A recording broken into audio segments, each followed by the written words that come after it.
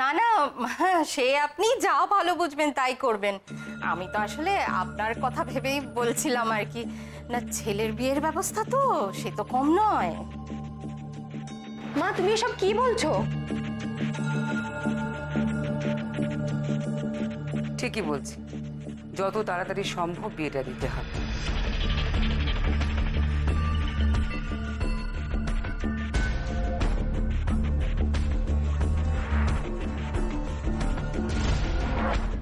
ঠাকুরপো, চিরটা কালই তো গায়ে হাওয়া লাগিয়ে নেশা ভাঙ করে কাটিয়ে দিলে।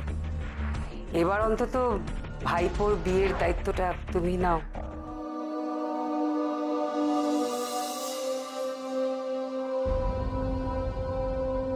আমি চাই এরপর যেদিন বিয়ে ডেট আছে সেদিনই বিয়েটা দেব।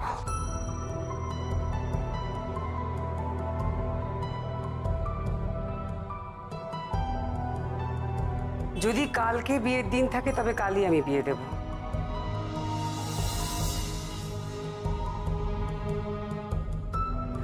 তুমি এই দায়িত্বটুকু নাও। পাগল নাকি? এই বিয়েতে আমি থাকবোই না। দেখো বৌদি, তুমি দয়া করে এই বাড়িতে আমাকে আশ্রয় দিয়েছো, এই কথাটা তুমি বারবার শোনাও, কিন্তু এখন যা হচ্ছে আমি বুঝতে পারছি এই বাড়িতে আমাকে বেশি দিন থাকতে হবে না।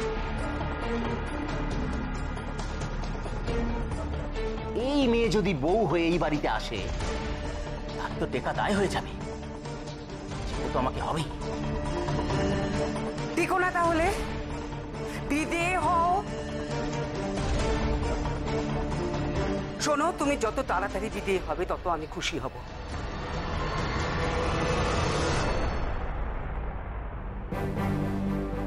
খাবে পড়বে এ বাড়িতে, অথচ কোনো কর্তব্য করার ব্যাপারে না, কিচ্ছু করবেন না উনি।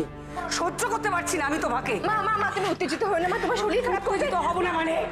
ওকে আমি সহ্য করতে পারছি না, ওকে আমার চোখের সামনে থেকে দূরে সরিয়ে দে। মিসেস ব্যানার্জি আপনি একটু শান্ত হন প্লিজ। কি করে শান্ত হব মিসেস মিত্র? সব ব্যাপারে আমার অবাধ্যতা হবে। আচ্ছা ঠিক আছে, আপনি এখান থেকে চলুন। নন্দা, আমি একটু ওনাকে ওনার ঘরে নিয়ে যাচ্ছি, তুই এখানে থাক। আমি যাচ্ছি, চলুন। না, আপনাদের কারো যাবার দরকার নেই, আপনারা খেয়ে নিন, আমি ওনাকে নিয়ে যাচ্ছি। আপনি আসুন আসুন, চলুন।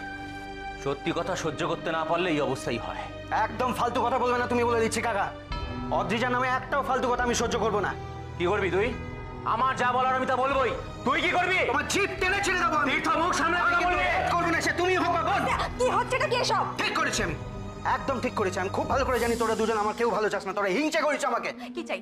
কি চাই তোর? বল কি করলে তোর ভালো হবে? মেয়েটাকে বিয়ে করলে না মায়ের কিছু একটা হয়ে গেলে? চল মারবো। কি হচ্ছে এটা কি? আমার মেয়েটা অসুস্থ, ওর কথা তো কেউ ভাবছো না? আরে বাহ, আমি তো মাতাল, মদ খাই, আর তুই নিজের ছোট বোনকে মারতে যাস? অমানুষ। চুপ করো, চুপ। ফালতু কথা।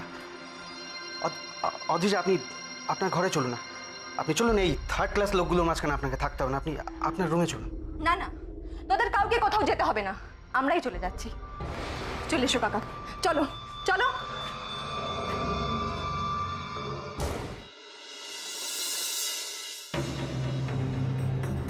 অরূপ,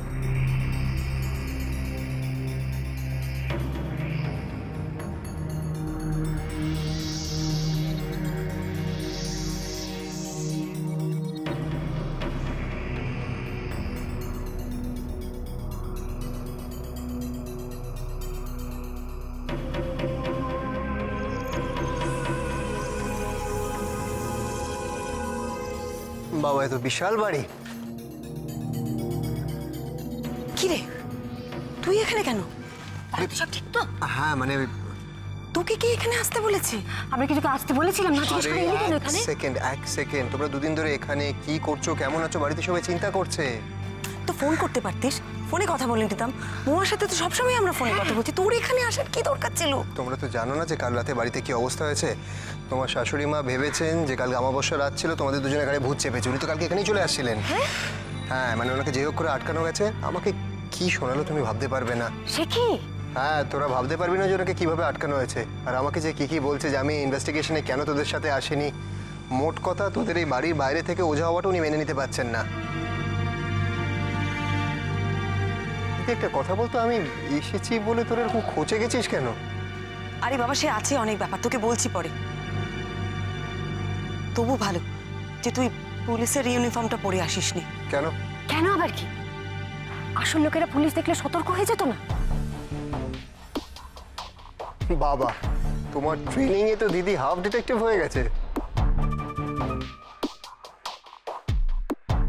আচ্ছা, তোমরা সেই থেকে আমাকে এখানে দাঁড় করিয়ে রেখেছো। আসল লোক কারা, মানে কেসটা কি আমাকে বলবে একটু?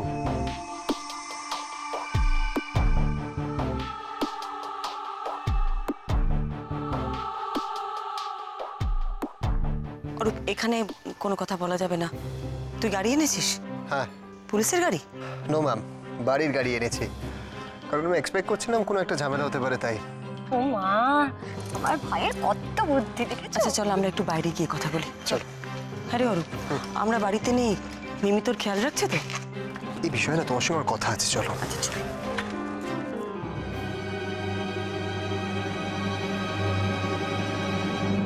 প্ল্যানচেট কেমন দেখলে?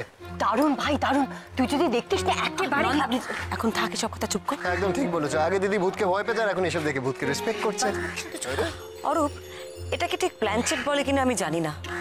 মানে আমরা গল্পে যেরকম পড়েছি বা সিনেমায় যেরকম দেখেছি, এটা কিন্তু ঠিক সেরকম নয়। তাহলে গাড়িতে চল বলছি। একটা অদ্ভুত বা অদ্ভুতরেও বলতে পারিস। দেখো, ভূতুরে হোক আর অদ্ভুতের হোক, আলটিমেটলি বিষয়টা ভাওতা, তাই তো? ওট ওট ওট, বলছি।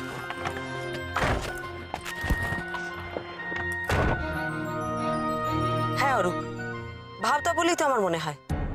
তবে ভাওতাবাজরা খুব ধুরন্ধর, গভীর জলের মাছ। ভাওতাবাজ মানে? ওই মামেই তো এখানে আছে, ওরা ছাড়া তো।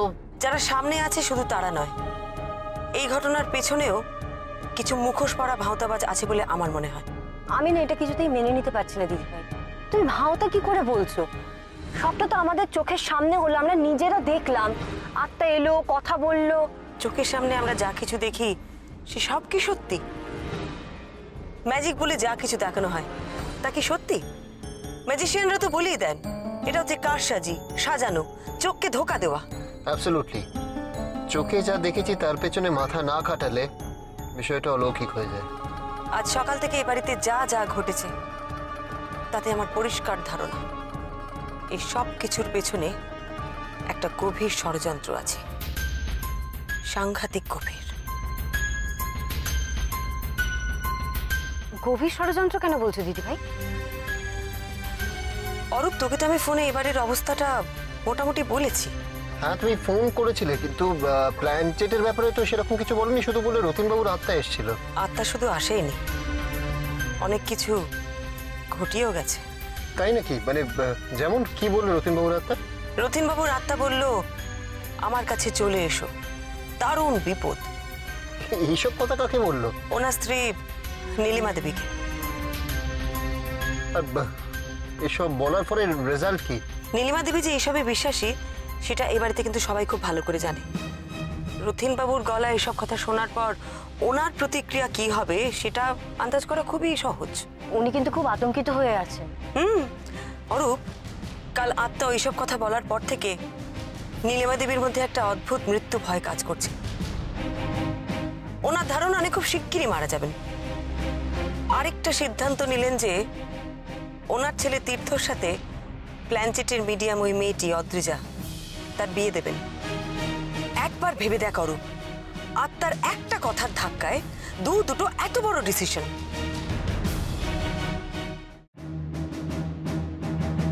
এরা দুজন এই সময় কোথায় যাচ্ছে? এই যে শোনো, আমরা একটু বেরোচ্ছি, আমার ঘরে দরজাটায় তালা দিয়ে দেবে। এসো। এই সুযোগ ওদের না থাকাটাকে কাজে লাগিয়ে ও ঘরে আমাকে ঢুকতে হবে।